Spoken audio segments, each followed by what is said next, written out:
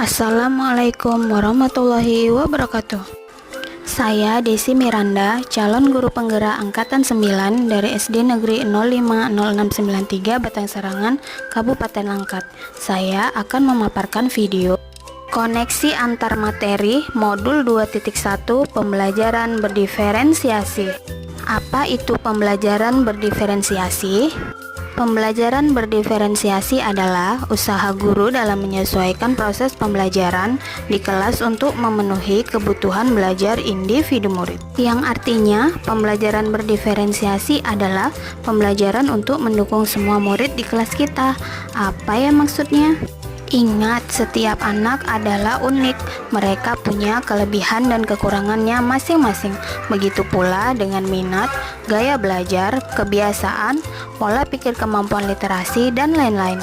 Pasti berbeda kan? Nah, disinilah diperlukan usaha guru untuk dapat memenuhi kebutuhan belajar murid yang berbeda-beda agar mereka merasa nyaman saat belajar di kelas dan tentunya tujuan pembelajaran akan tercapai. Bagaimana ya cara untuk dapat melakukan pembelajaran berdiferensiasi di kelas? Agar dapat melakukan pembelajaran berdiferensiasi, guru harus memahami tujuan pembelajaran terlebih dahulu. Selanjutnya, mengetahui dan merespon kebutuhan belajar murid, menciptakan lingkungan belajar yang mengundang murid untuk belajar, melakukan manajemen kelas yang efektif, dan melakukan penilaian berkelanjutan. Berkaitan dengan kebutuhan belajar murid, guru harus memahami 3 aspek berikut ini.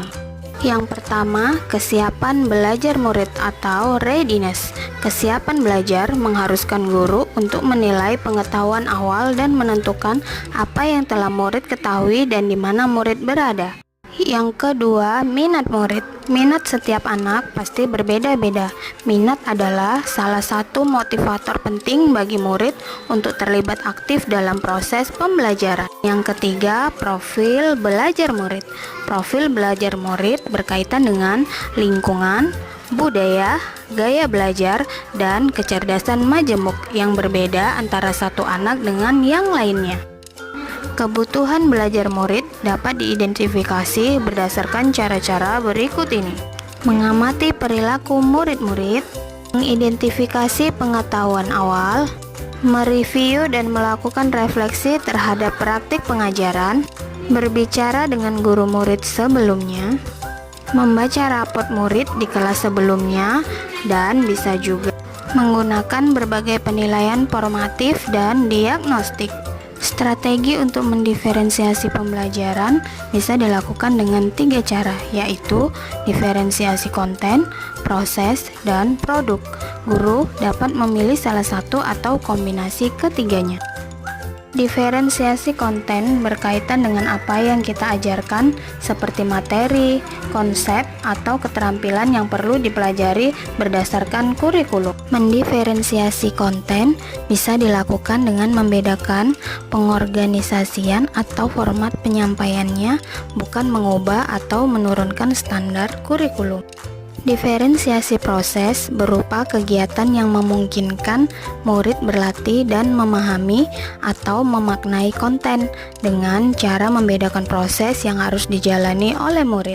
Dan diferensiasi produk berupa bukti yang menunjukkan apa yang murid telah pahami dengan cara membedakan atau memodifikasi produk sebagai hasil belajar murid, hasil latihan, penerapan, dan pengembangan apa yang telah dipelajari. Lalu, adakah keterkaitan antara modul pembelajaran berdiferensiasi dengan modul-modul yang lain? Tentu saja ada.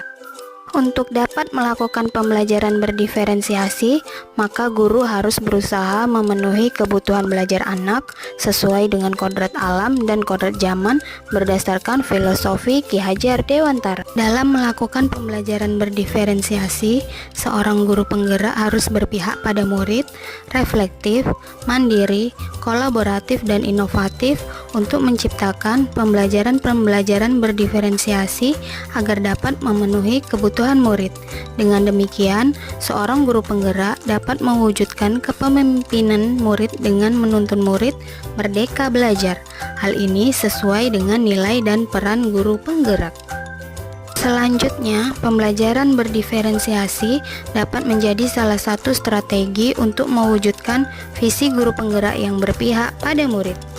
Dan dalam pelaksanaan pembelajaran berdiferensiasi antara guru dan murid harus ada kesepakatan kelas terlebih dahulu agar proses pembelajaran dapat berjalan dengan baik sesuai dengan nilai-nilai budaya positif. Demikian pemaparan koneksi antar materi modul 2.1 dari saya. Terima kasih. Wassalamualaikum warahmatullahi wabarakatuh.